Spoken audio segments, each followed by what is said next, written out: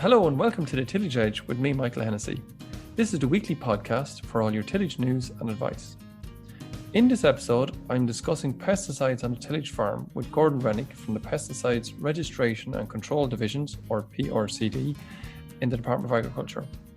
I first asked Gordon, what does the PRCD do? PRCD it stands for the Pesticide Registration and Control Divisions. And we are two divisions, separate divisions now, but we're linked both within the Department of Agriculture. And we're responsible for, I suppose, all things relating to pesticide approval or pesticide use. And when I talk about pesticides, I mean both plant protection products that are used in crop protection, but also all the biocide products like rodenticides and timber preservatives and general disinfectants, things like that. And that's actually a bigger area than PPPs.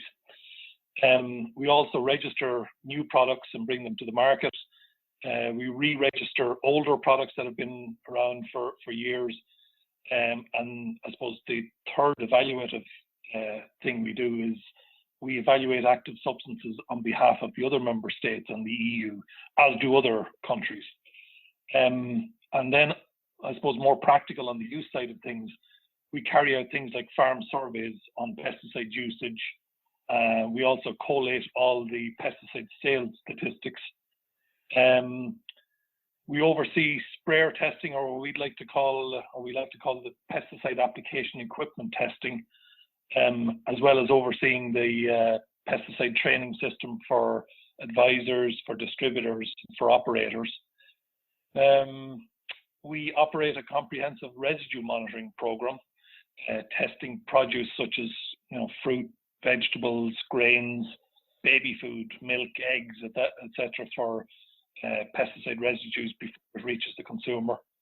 And complementing this is a range of farm and retail inspections, which is made up of about 1,400 or 1,500 farm inspections annually, and about 300 retail and wholesale inspections. And then there are other activities involving things like waste, things like water, servicing international conventions, OECD activities. And then my role on top of all of that is managing a small team of people, quite small in comparison to other member states. And we're primarily responsible for getting plant protection products authorized for use on farms as in a timely manner or as quickly as possible. And I have other responsibilities in the area of the sustainable use of pesticides, as well as things like integrated pest management, hazardous waste.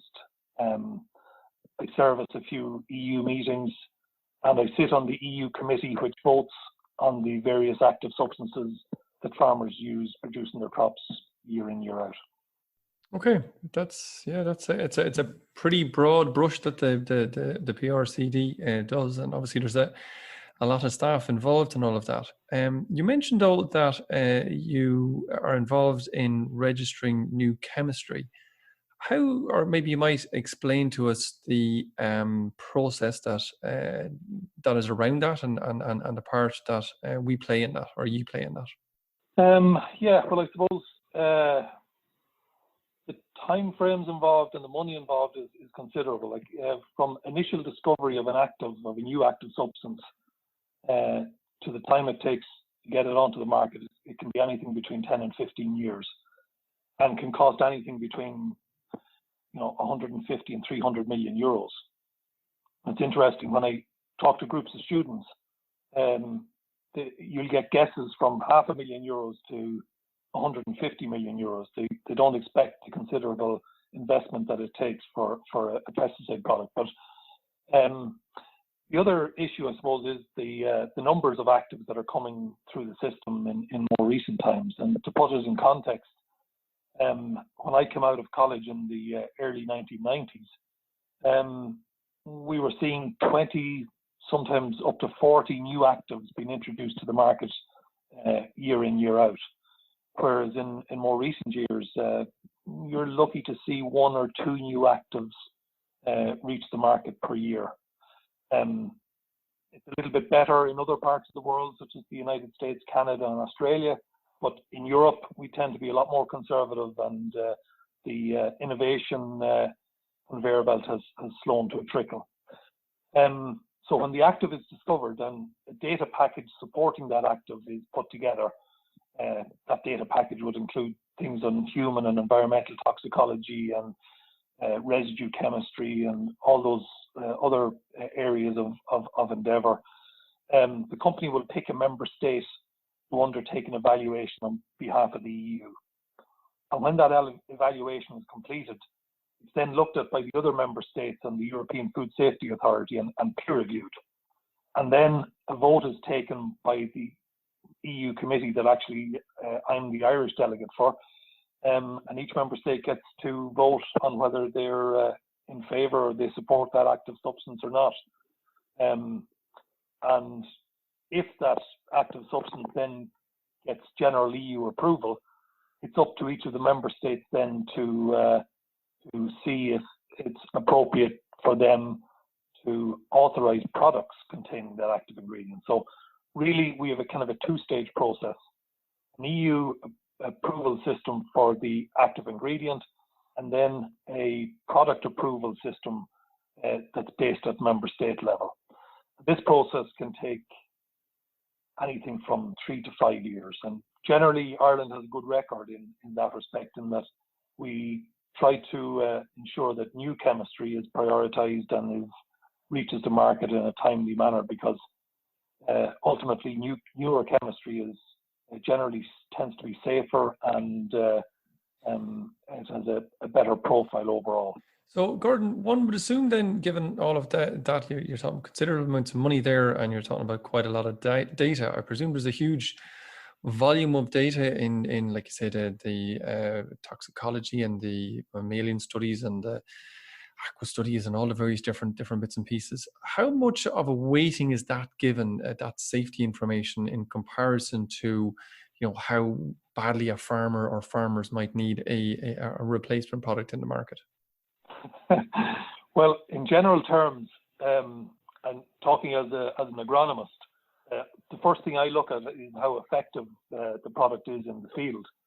But in general terms, it's the least important aspect that we consider.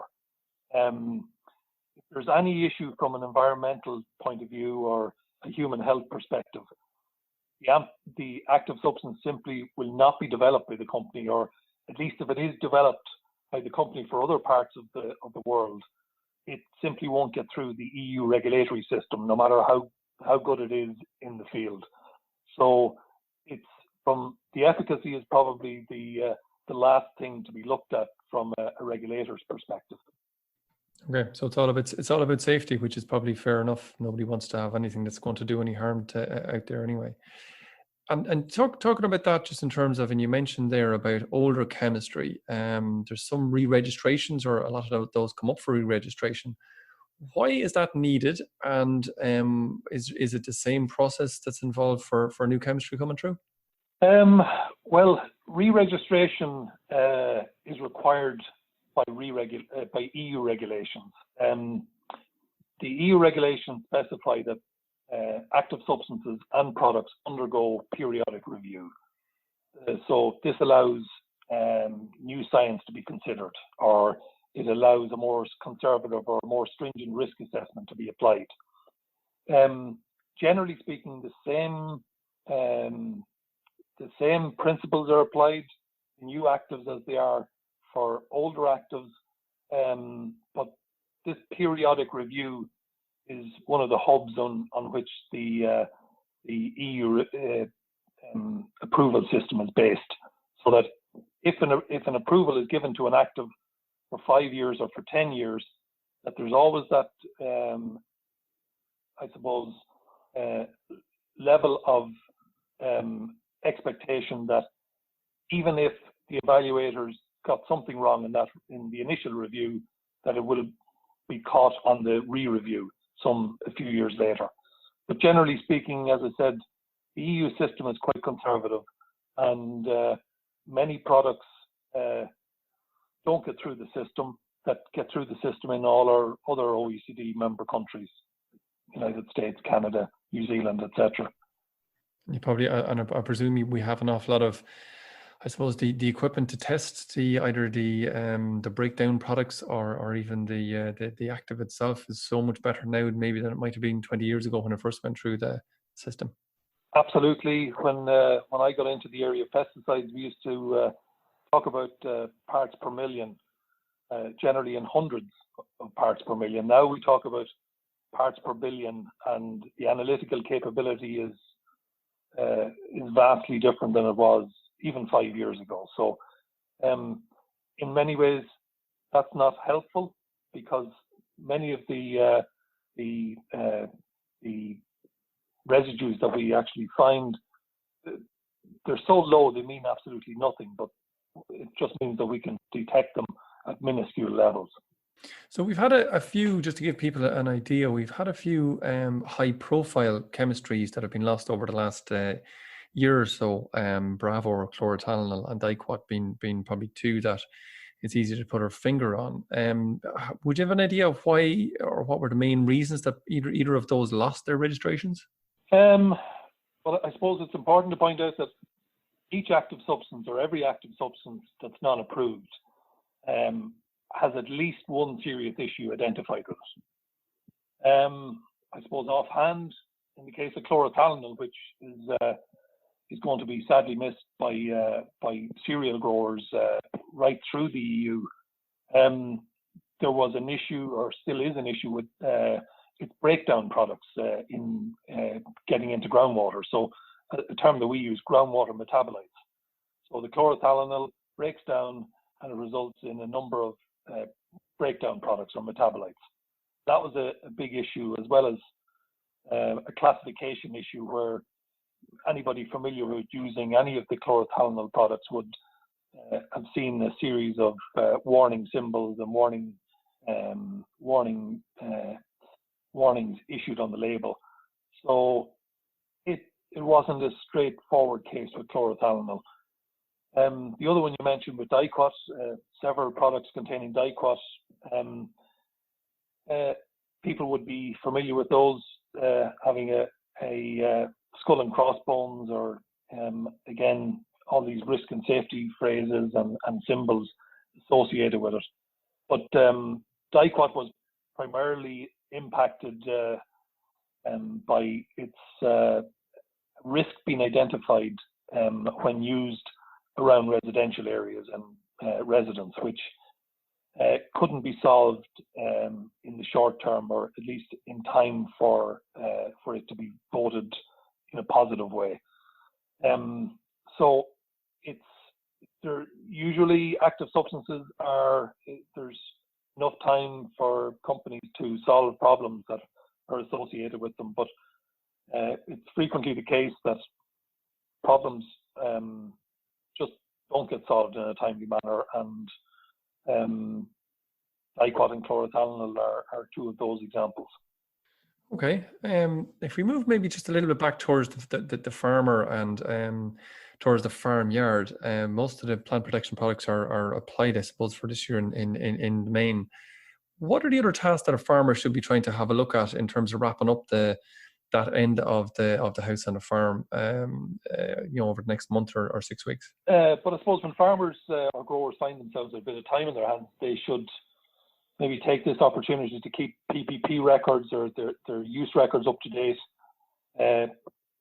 conduct an annual store check. And I'd like to say we have a number of publications on our website which outline products that are no longer authorized. And it also states what use-up periods are available for certain products. Things like sprayer maintenance is also important, and farmers should be mindful of their obligations regarding the testing of their sprayers. I suppose other things like routine maintenance of stores and sprayers is something you can do on those wet days. And I suppose in the last week or so, we've seen a few of them. So it's just general things. Okay. Can I just ask you, as kind of linked to records a little bit, in the sense of we now have, I suppose, increased resistance to plant protection products for weeds and pests and disease out there. Where do you see IPM or Integrated Pest Management working in tandem with those products in the future? Well, I suppose just to say at the start, that resistance and where we see reductions in sensitivity to certain PPPs is a big concern to us, and we've always tried to ensure that there's a range of active substances with different modes of action available to combat those various situations. But in some instances, cultural control is used and can be used to control various different pests. The one that comes to mind is, for me anyway, is the control of brome grass in headland areas. And in Oak Park 2 years ago, was it? We saw a good example where tussocky grasses were grown in field boundaries to try and reduce the amount of brome that was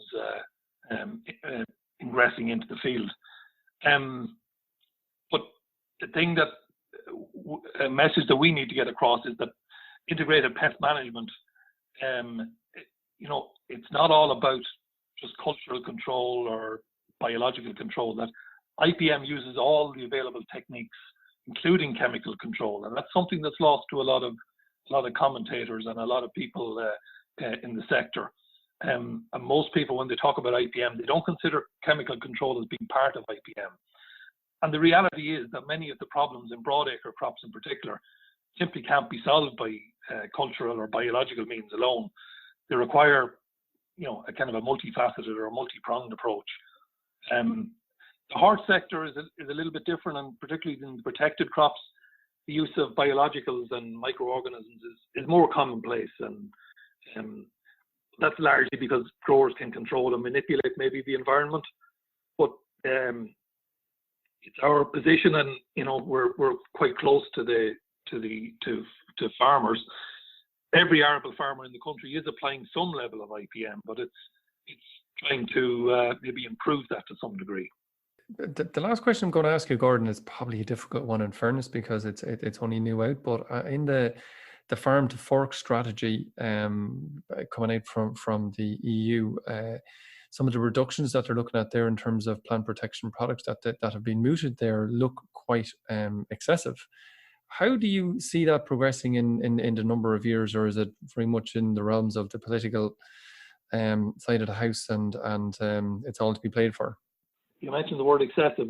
They're certainly challenging. The reductions of PPP use that were announced by the Commission, they fall in the region of 50% by 2030, which is a challenge in itself. But it's even more challenging when you couple that with a reduction in artificial fertilizer use. Now, I suppose Ireland already is starting from a low base, and we have extremely low PPP usage. So if we have to reduce even further and reduce fertilizer use, it's simply unrealistic to expect that this can be achieved without some significant reduction in crop yields and some decrease in crop quality. I suppose particularly if the EU continues to restrict particular plant breeding technologies like the CRISPR gene editing technology and others. Crop waste is also going to be an issue, particularly for fruit and vegetables and the hort sector. Things like mycotoxins in grains, and there's other issues. But the challenge will be for policymakers and politicians to make sure that that there's simply no mass exodus from the arable sector, like a sector that's already under pressure. And I suppose as people that feed into the policy side of things, it's up to us to try and make sure that those impacts are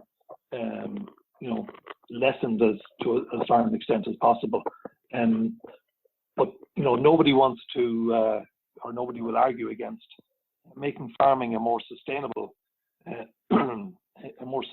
business, both from an environmental and ecological perspective, but as well it has to be economic as well if people are going to stay in the business.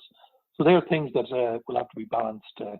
And as you muted earlier, it'll have to be done on the political stage to a large extent. Gordon, thank you very much for your time. It's a fascinating area, and hopefully we can come back to you maybe with a few more insights when we have a bit more clarity as regards farm to fork. Anytime, we'd love to. That's it for the Tillage Edge this week. My thanks to Gordon for joining me on the podcast. Don't forget to rate, review and subscribe on Apple Podcast or Spotify so you never miss an episode. And for more farming information, go to teagasc.ie. I'm Michael Hennessy. Thanks for listening, and I'll be back next week with more tillage news and advice.